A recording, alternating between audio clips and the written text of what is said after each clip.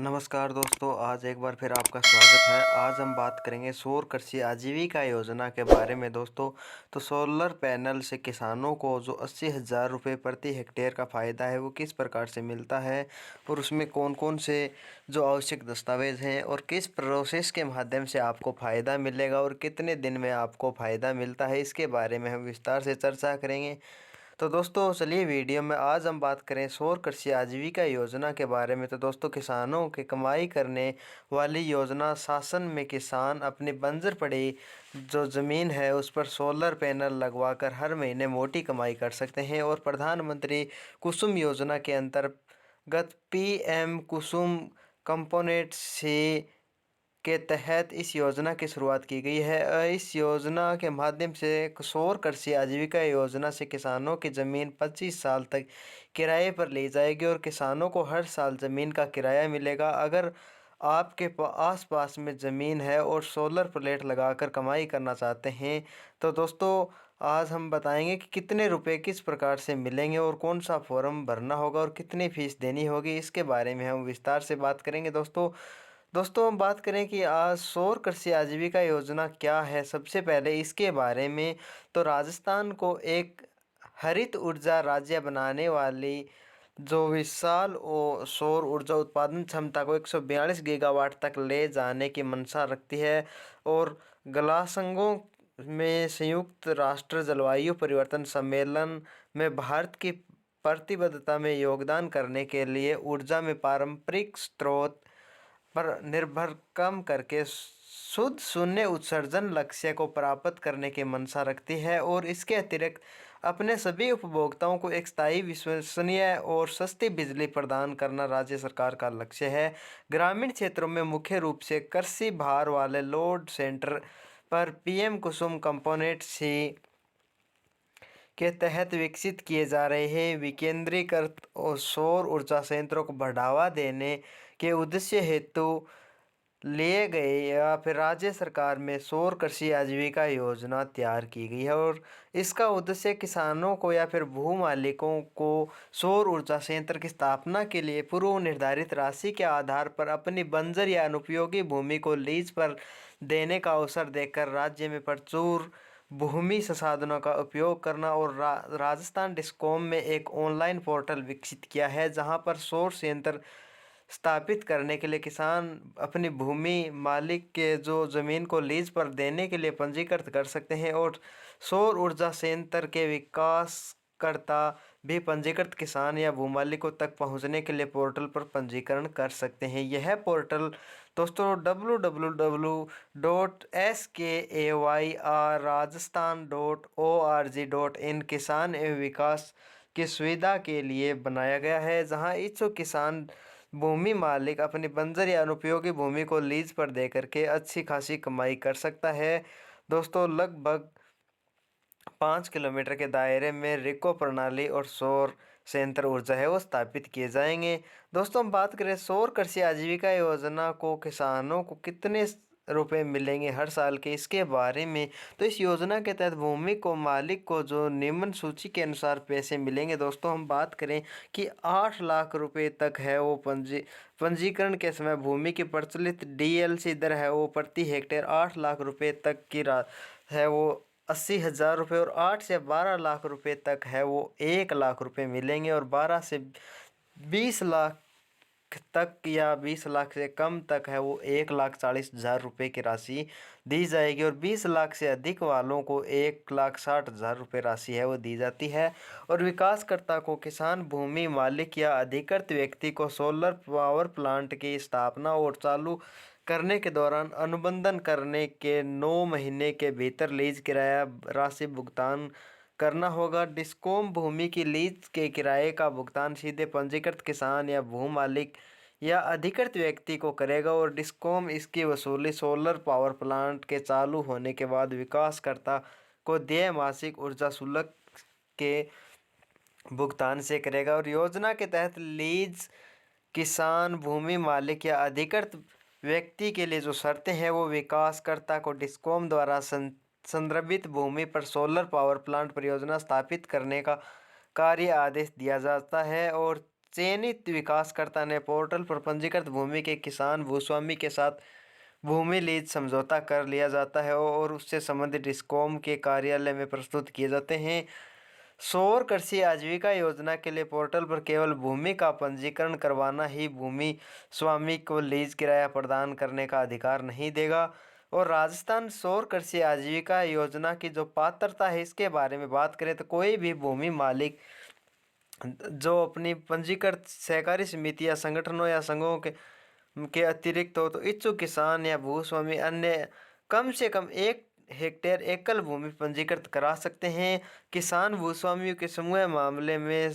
समूह द्वारा किसी भी नामांकित व्यक्ति के पक्ष में उचित मुखियानामा दिया जाएगा। और सौर कृषि आजीविका योजना के जो लाभ हैं इसके बारे में बात करें तो किसान या भूमि स्वामी किसानों को दिन के समय बिजली की उपलब्धता और किसानों द्वारा बंजर अनुपयोगी भूमि को लीज शुल्क के रूप में अतिरिक्त आय अर्जित करने का अवसर भी देती है।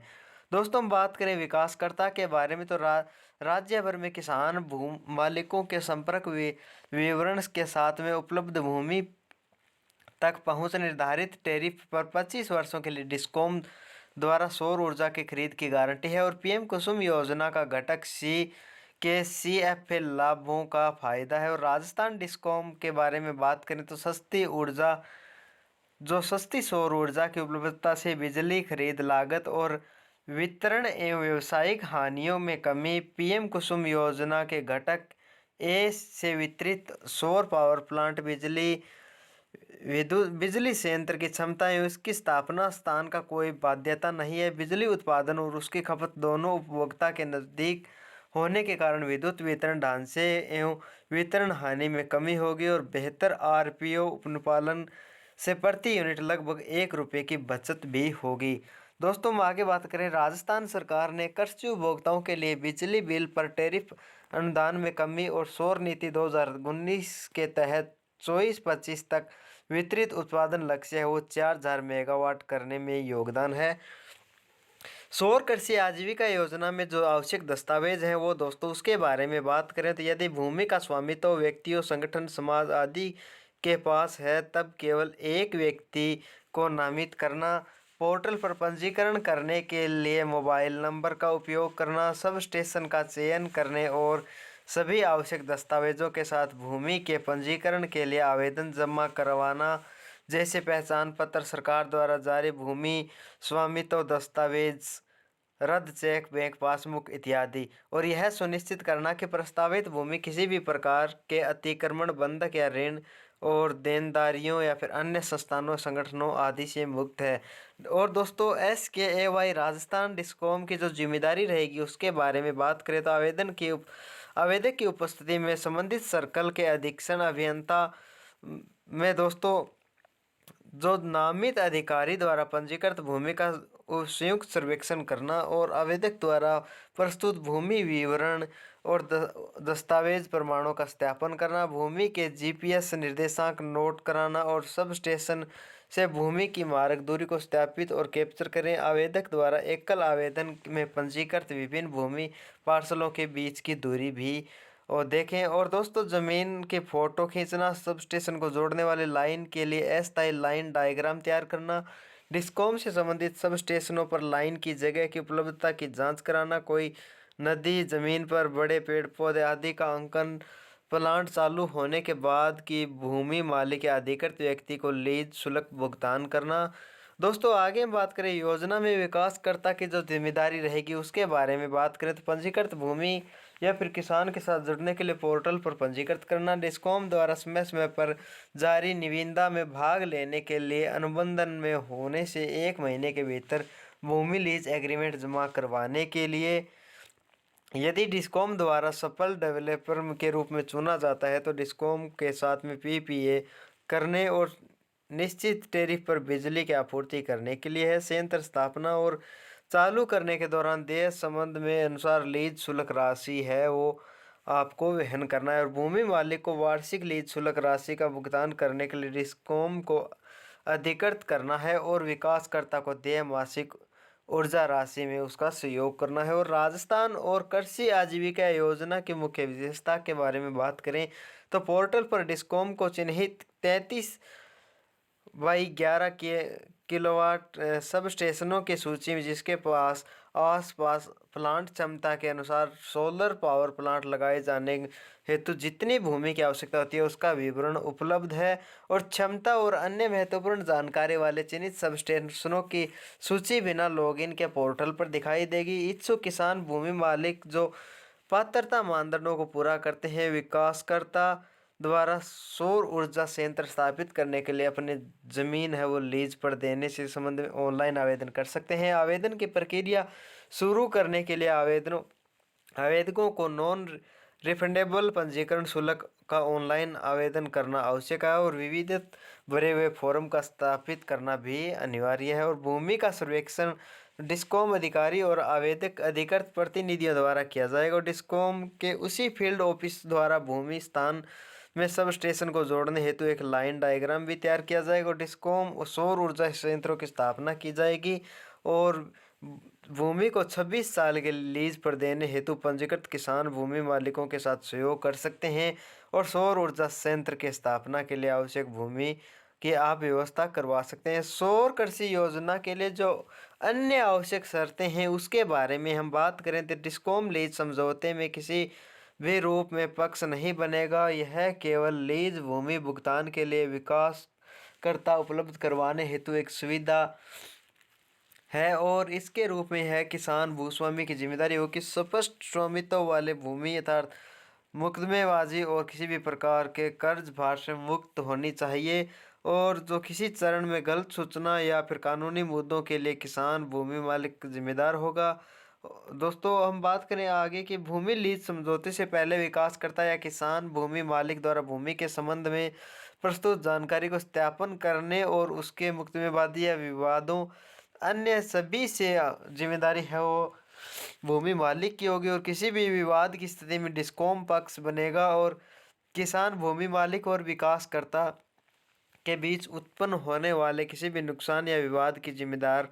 नहीं होगा। योजना के लिए पोर्टल पर केवल भूमि का पंजीकरण करवाना ही भूमि स्वामी को लीज किराया प्राप्त करने का अधिकार नहीं होगा। विकासकर्ता को किसान भूमि मालिक या अधिकृत व्यक्ति को सोलर पावर प्लांट की स्थापना और चालू करने के दौरान अनुबंधन करने के 9 महीने के भीतर लीज किराया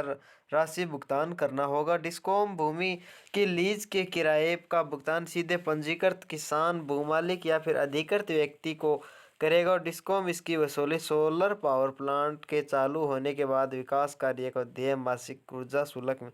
के भुगतान में करेगा। और सौर कृषि आजीविका योजना में किसान भूस्वामियों के निर्देश के बारे में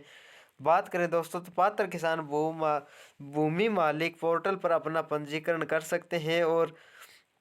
अपने ज़िले में इसकी खोज करवा सकते हैं और सब स्टेशन के चयन के बाद में दोस्तों फार्म भरकर आपको सभी जो आवश्यक दस्तावेज हैं पोर्टल पर अपलोड करने और प्रस्तावित भूमि स्पष्ट स्वामित्व की होगी। इस पर किसी भी प्रकार का कोई मुकदमा नहीं होना चाहिए। दोस्तों किसी भी बाद के चरण में अगर गलत जानकारी या कानूनी मुद्दों के लिए भूमि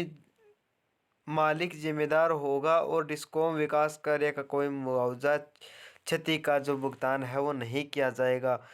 एक भूमि पार्सल या क्षेत्र को केवल एक सबस्टेशन सोलर ऊर्जा संयंत्र के लिए पंजीकृत किया जाता है और एक किसान एक से अधिक भूमि पार्सल क्षेत्र पंजीकृत कर सकता है। यह नहीं है कि एक किसान एक ही जगह अपनी भूमि है वो लीज पर दे सकता है, अलग अलग जगह दे सकता है और किसान या भूमि मालिक जो प्रति आवेदन शुल्क है वो 1180 रुपये रहेगा और परियोजना विकासकर्ता का एक मुश्त का जो शुल्क है वो 5900 रुपये रहेगा। दोस्तों ये थी आज की हमारी जानकारी। कैसी लगी सोलर प्लांट के बारे में तो ये कमेंट बॉक्स में ज़रूर बताएं और जो भी हम नई जानकारी के साथ में नया वीडियो लेकर के आए वो सबसे पहले आपके पास में पहुंचे उसके लेकर पे एक बार फिर आपसे निवेदन है कि चैनल को सब्सक्राइब नहीं किया सब्सक्राइब करें और वीडियो को लाइक व शेयर ज़रूर करें। हमारे साथ जुड़ने के लिए आपका बहुत बहुत धन्यवाद।